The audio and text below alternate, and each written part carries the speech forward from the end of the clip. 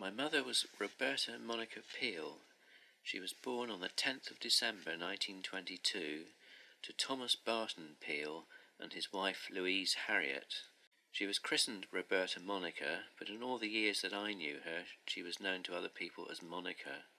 She had a sister, Avis, who at the time of my mother's birth was already 11 years old. They lived in the town of Watchet in Somerset. Thomas Barton Peel, sometimes known as T.B. Peel or just Tommy, trained as a tailor. His father had two tailor shops, one in Watchet and one in Wellington in Somerset. He built a bungalow for the family to live in Watchet.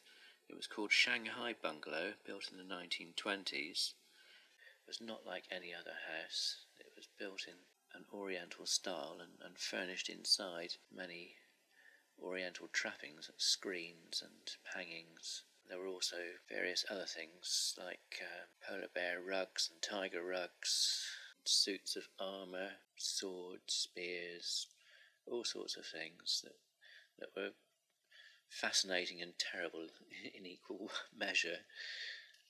Shanghai was built by the time my mother was born, and she lived there for the first 30 years of her life.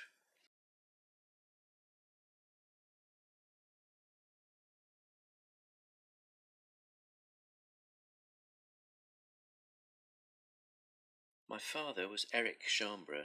He was born on the 18th of April 1922 in Taunton. His parents were Frederick Chambre and Mabel Annie née Bond. My father was christened Eric Christopher Arthur, the Arthur being taken from one of Mabel's brothers who was killed in action on the first day of the Battle of the Somme. Fred was a salesman in the tyre trade, and consequently they moved around a lot, and we know that my father lived in his youth in Leicestershire, in Taunton, in Plymouth, Exeter and Torquay. When he was 16, his parents wanted him to have a steady job, and he applied for a job on the railway with the Great Western Railway, and by chance he ended up as a clerk at Watchet Railway Station on the Minehead branch.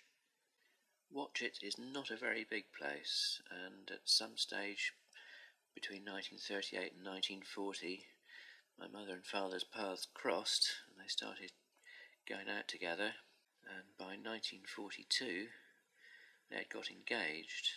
This was probably prompted by my father joining the RAF early in 1942 and then in the autumn having to go to Canada for his flying training. He was away in Canada for a year and a quarter, and I remember him being quite proud of the fact that he went out to Canada on the Queen Mary and came back on the Mauretania. After his return from training in Canada, they got married in May of 1944, and this was before he joined his RAF squadron, 144 Squadron, and started flying on his first operations. And in October 46 he went back to Watchet to work as a clerk at the railway station again. In 1947 my brother Richard was born, and 2 years later I myself was born. Although some of the time that I spent as a child I probably didn't feel completely happy, looking back I know that everything my parents did for me and my brother they did with the best possible intentions and with our interests at heart. So I know they were always thinking about us and what we needed, which might not necessarily have been what we would have enjoyed most at that particular time. On the other hand, they did always try to make life quite enjoyable for us, the things that we did, even when we weren't having holidays away as such. We were always going to stay with relatives, and these were always very enjoyable times.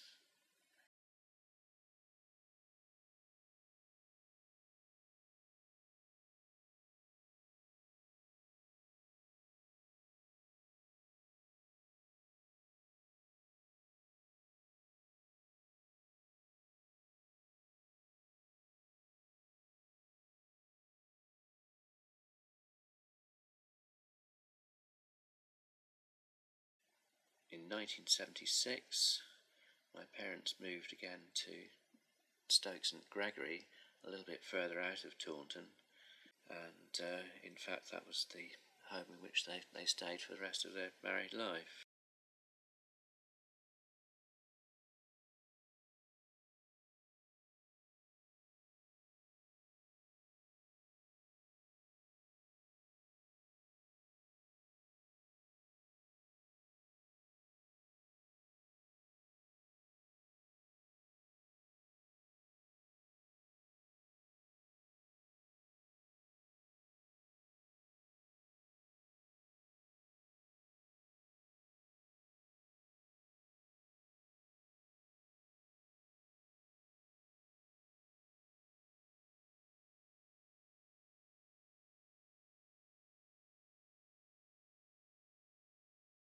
In 1994, our daughter Mimi was born, and she, in fact, was my parents' only grandchild. Dad was very happy to have a granddaughter, and spent many a happy afternoon chasing her around chairs and reading stories, and sometimes came all the way from Taunton on his own to drive us back to Somerset for a short stay. Grandma was always a bit more reserved, although she always took great pride, firstly in having a grandchild, and secondly in everything that she did.